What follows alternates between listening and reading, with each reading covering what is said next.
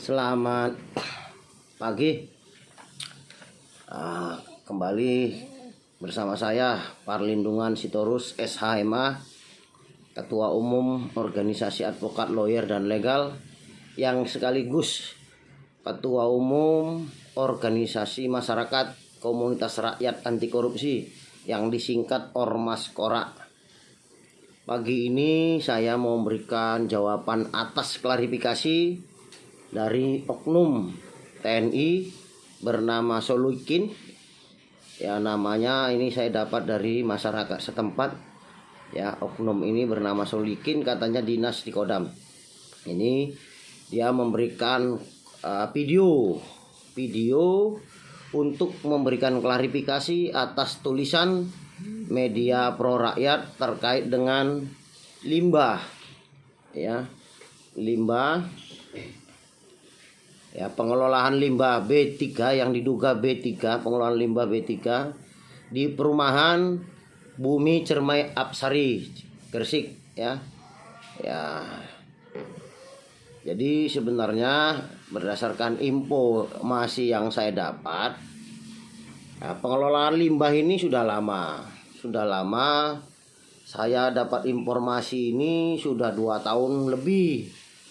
Ya, sudah 2 tahun lebih dari warga yang memiliki rumah di sana.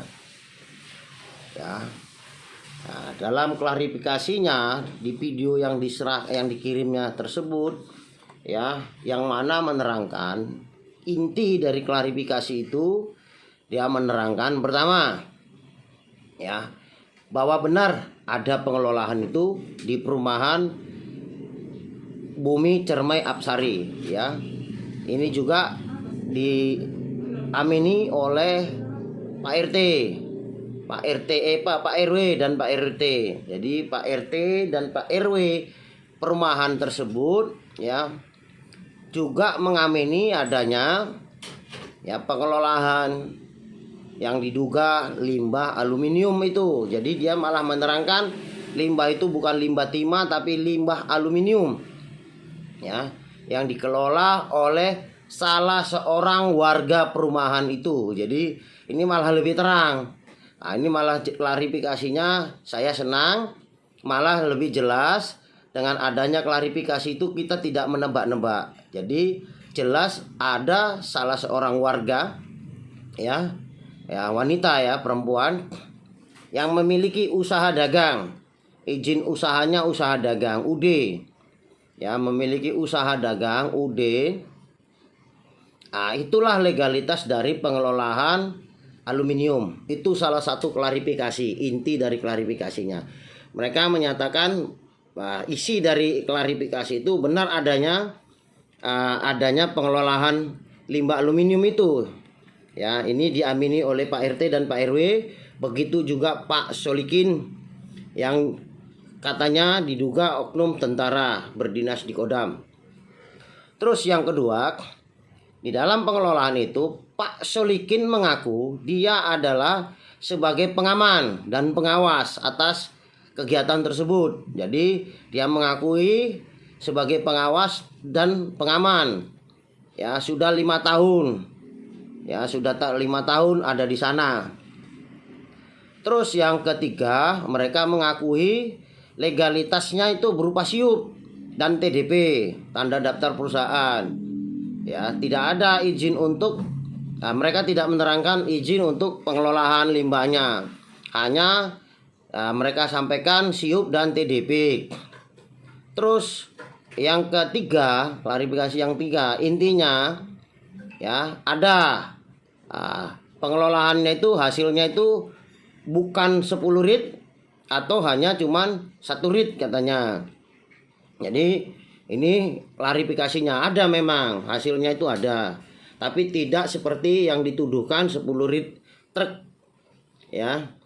Terus yang keempat, ya, bahwasanya usaha dagang pemilik itu sering membantu, memberi kompensasi, memperbaiki lampu, menyerahkan, pokoknya kompensasi lah, berupa bantuan kepada pengurus RT dan pengurus RW, sehingga pengelolaan itu dibiarkan. pengelolaan itu dibiarkan. Ya, jadi itu klarifikasinya. Ya.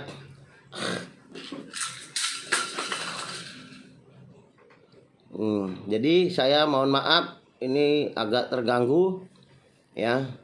Ini saya klarifikasi lagi, saya terangkan lagi kembali ke bawah. Yang pertama mengakui adanya pengelolaan itu. Yang kedua adanya pengawasan dan pengamanan yang dilakukan oleh oknum yang bernama Solikin. Yang ketiga, ada hasil dari pengelolaan itu. Yang keempat, ya, pemilik pengelola itu membantu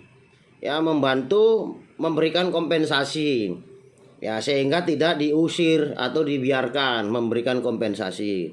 Terus yang kelima, ya, Pak Solikin ini keberatan, pengadunya itu bukan warga dari perumahan. Ya, mengatakan bukan warga dari perumahan, dari luar perumahan. Ya, yang pertama perlu saya sampaikan, saya klarifikasi, ya, Pak Solikin ya tadi mengatakan pertama benar ada kegiatan itu. Ya, Bapak selaku TNI, aparat penegak hukum, semestinya jeli Bapak. Ya, semestinya Bapak jeli, jangan mengamankan perbuatan yang belum tentu legalitasnya. Semestinya Bapak cari tahu dulu, apa perbuatan ibu itu benar enggak? Ada izinnya enggak? Koordinasi dulu sama Intel, ya, sama komandan Bapak, tanya-tanya dulu. Ya, tanya-tanya dulu. Apakah itu ada izinnya apa tidak? Apakah itu berbahaya? Itu Bapak aparat penegak hukum, aparat negara. Ya, TNI, ya, Tentara Nasional Republik Indonesia. Ya, Tentara Nasional Indonesia. Jadi gitu Pak. Ya, Anda bukan malah mengamankan atau mengawasin perbuatan yang diduga melanggar hukum. Kalau Anda melawasin atau mengamankan perbuatan yang dianggap perbuatan pidana, Anda juga bisa dikenakan pasal 55 dan pasal 56. Nah, begitu juga Pak RT dan Pak RW. Anda bisa kena pasal 55, pasal 56. Paham enggak pasal 55, pasal 56? Turut serta. Ya, turut serta, biar saya terangkan. Ya, pasal 55, perbedaan pasal 55 dengan pasal 56. Contoh ya, pasal 55 itu turut serta, benar-benar tahu, mengetahuin. Ya, Bapak ini mengetahuin. Nah, jadi Bapak bisa kena pasal 55. Contoh salah seorang supir angkot. Ya, supir angkot ini mengetahui bahwasanya mobilnya disewa untuk ngerampok. Ya, bahwasanya mobilnya disewa untuk merampok. Ini sudah kena pasal 55. Tapi kalau dia tidak tahu, ya, tidak tahu bahwasanya mobil itu mau digunakan untuk merampok, dia kena juga pasal 56.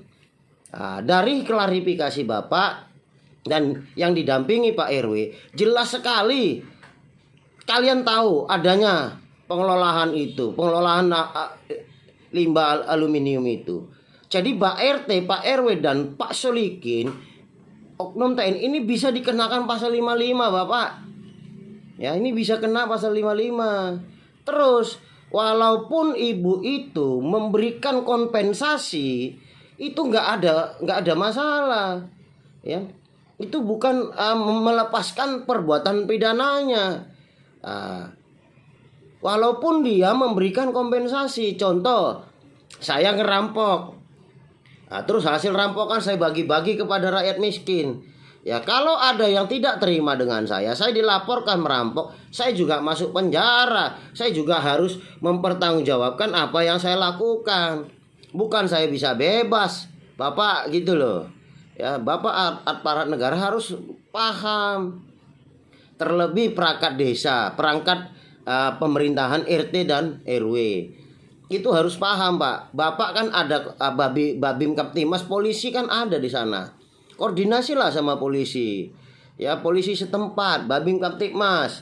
Ya, koordinasi, Pak, ini ada seperti ini, gimana ini? Benar enggak? Apa bahaya enggak? Karena di sana itu debunya sangat menyesakkan.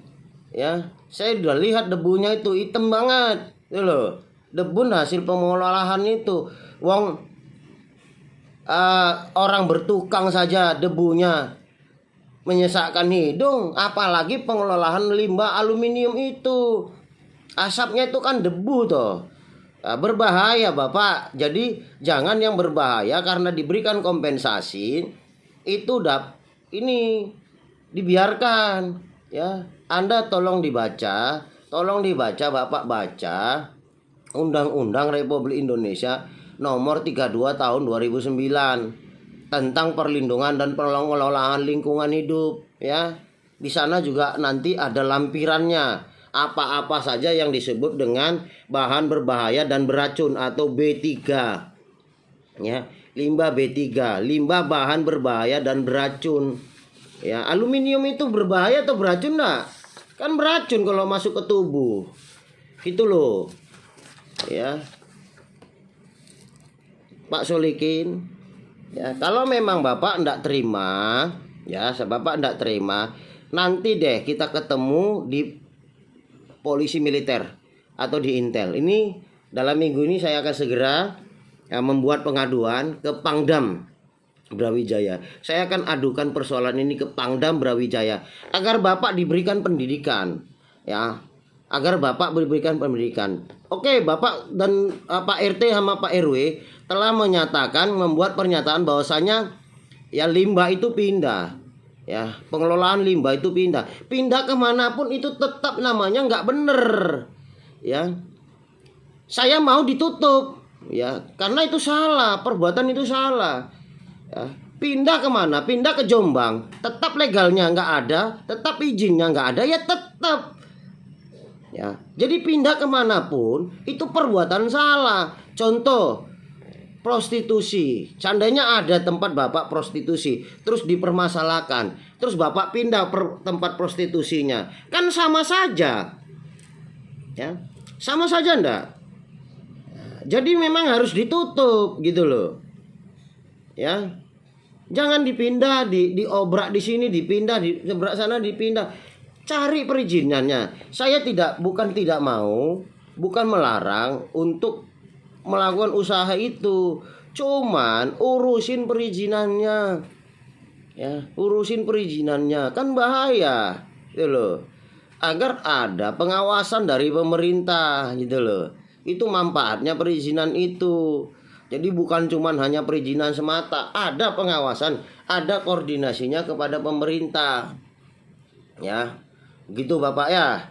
Saya ingatkan sekali lagi kepada Pak Solikin ya, jangan gampang melakukan pengawasan kepada sebuah perbuatan yang melanggar hukum ya. Ini bukan lagi zaman Pak Harto, ini sudah beda Pak ya, ini sudah beda, ini bukan zaman Pak Harto. Zaman saya juga zaman Pak Harto ya seperti itu, saya paham, saya maklumi.